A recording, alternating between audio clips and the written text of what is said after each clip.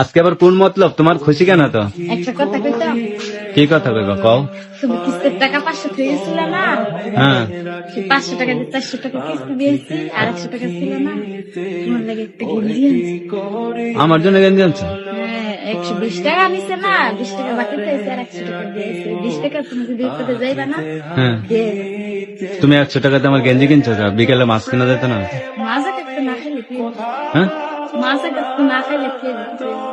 কিছু হবো না। না, তুমি গেঞ্জি কিনে আনছো?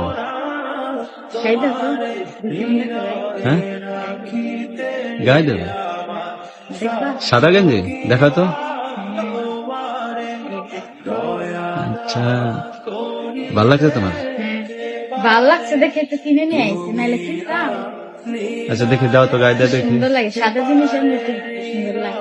তাই আচ্ছা দাও। দেখছো অনেক সুন্দর দেখা যাচ্ছে, কেমন দেখা যাচ্ছে? অনেক সুন্দর দেখা যাচ্ছে। সেটা দেখা যাচ্ছে।